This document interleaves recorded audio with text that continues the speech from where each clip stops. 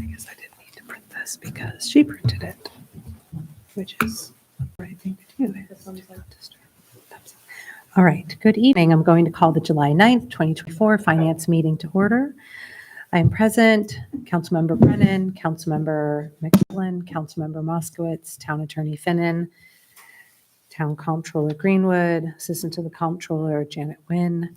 We also have Eric Amberger, Chief Koshin, Michelle Martinelli,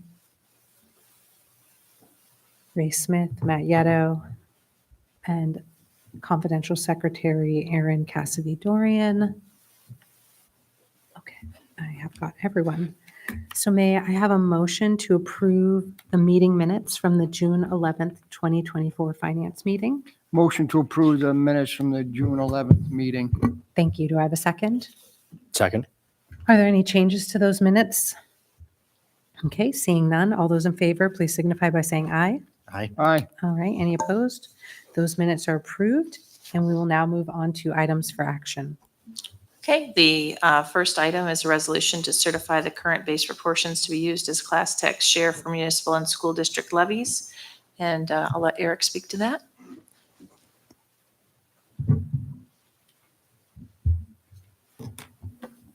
So Niskiuna adopted Article 19 of the real property tax law.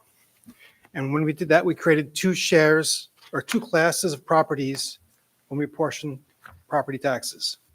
Homestead, residential, non-homestead, commercial. And they're each responsible for their portion of the school property, of the property tax levy for both the town and the school. The base proportions, you have a draft that is currently being reviewed by the state. So it's not the official version. And they're used to calculate the homestead and non-homestead tax rates for the town and school district.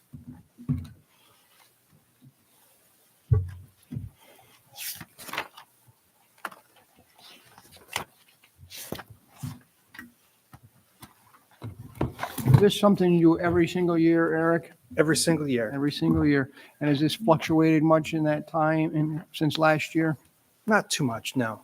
That's exactly what I was going to ask. How does this differ from previous years? It changes a little bit. There's no big changes in it. Basically, we look at the reference roll, which is last year's roll, and we add any increases and subtract any decreases from the roll to come up with new proportion. So it's a pretty long, drawn out calculation. So it goes back across a number of roll years, going back to 1992. Excellent. This is something you do every year and you have to submit this to the state. Every year. And every year, submit it to the state, state approves it, and hopefully it's approved on the next board meeting. All right. Thank you. Okay, thank you. Okay, that also covers the second item that was for action. The third item is a resolution to enter into a contract with the Martin Group. Hi, everybody. Oh, I feel really short up here. I'm sorry. I'm only coming up to talk about this because it's really with my urging that I've asked this to be placed on the Finance Committee agenda. I work here because I love all of you and I love living here, but I'm not particularly fantastic at PR. And what I've realized over the last few months is that communication is really important, particularly around topics that are very complicated.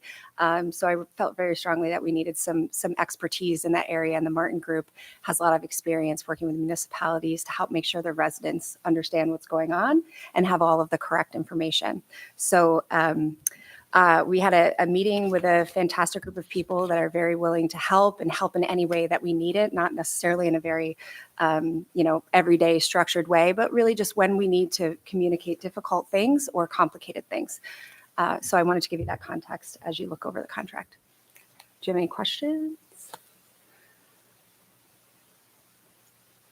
No? Okay.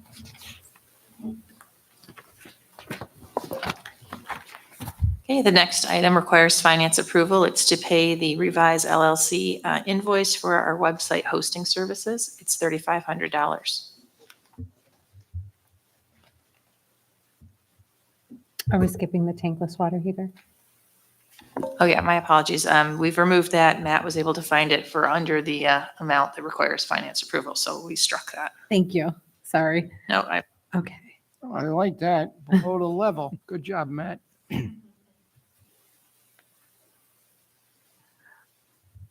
Um, so we are, Aaron, I believe we're still investigating some issues related to this.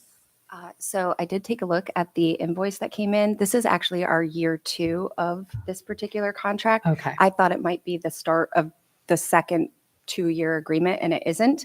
I don't foresee us doing a huge project with the website in the next few months. So I think it's probably a good idea for us to move forward and make sure that we're covered for the next year while we figure things out. Thank you.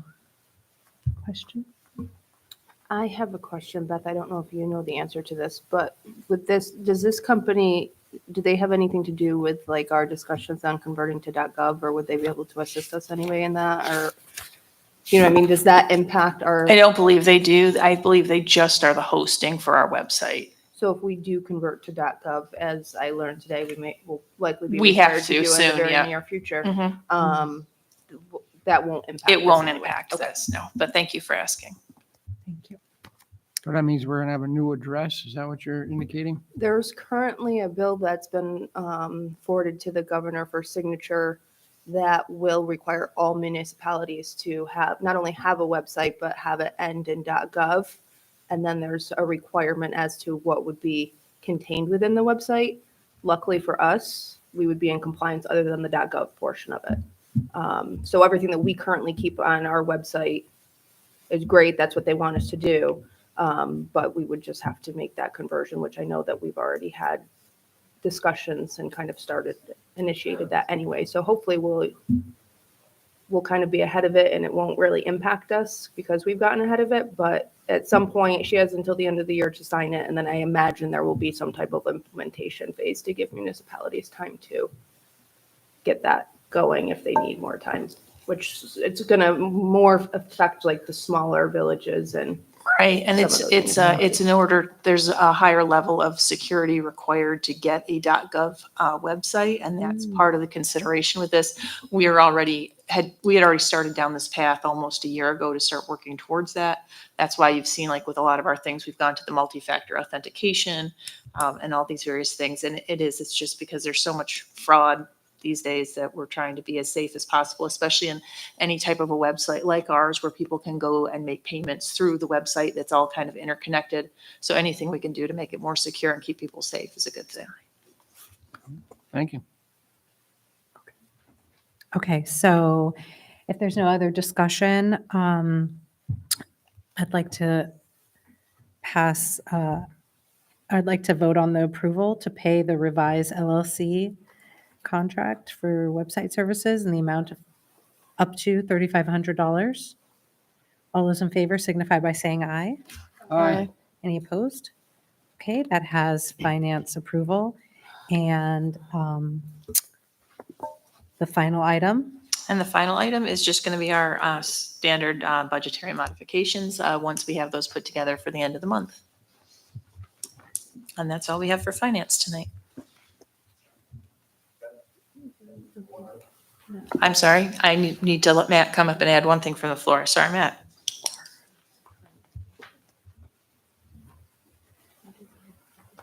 I just have one item to add. Earlier today, a resident came in inquiring about tying into the town sewer. They have a septic system that's in failure, so they would need to have an outside user agreement to tie into our sewer, and that is for 722 Pierce Road. I told them that there'd be some more information we would need, but this would be for the meeting at the end of the month. where are they in relation to the sewer district extension? They are not Okay. part of it. It's the other end. The other end. Yep. Okay. That's all I have. Thank you.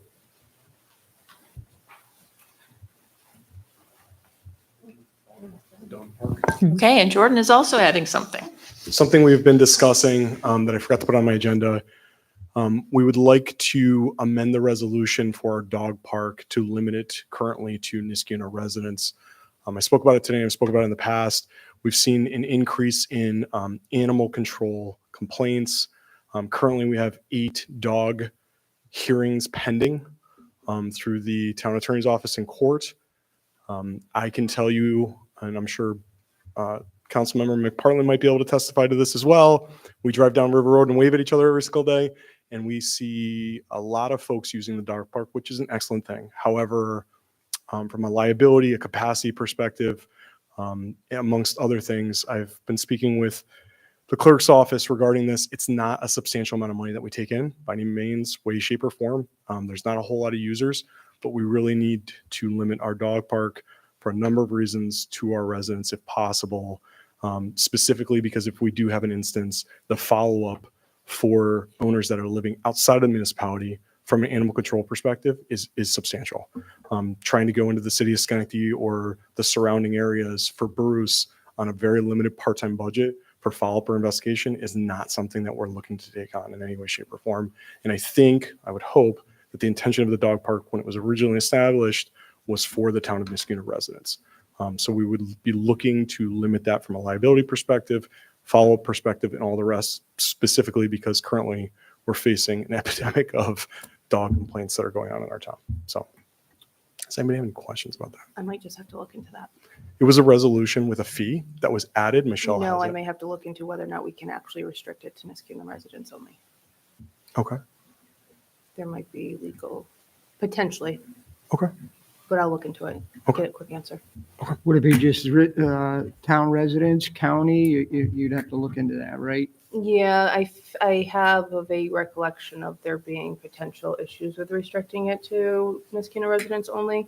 But if that is the case, then there may be other solutions such as having higher fees for non-Niskuna residents, especially because there is increased fees to us when issues, Sure. that we can kind of tie into. So I'll just look into that and Okay. get a quick answer. That for works. you. Thank you. Okay. Are there any other items to be added from the floor? Okay. So I'm going to use this time to go into executive session. At this time, I'm going to motion to go into executive session pursuant to Public Officers Law 105F to discuss matters leading to the appointment, employment, dismissal, or removal of a particular person or persons, and discuss current litigation. At the close of executive session, we will not take up any additional town business until we begin our agenda meeting.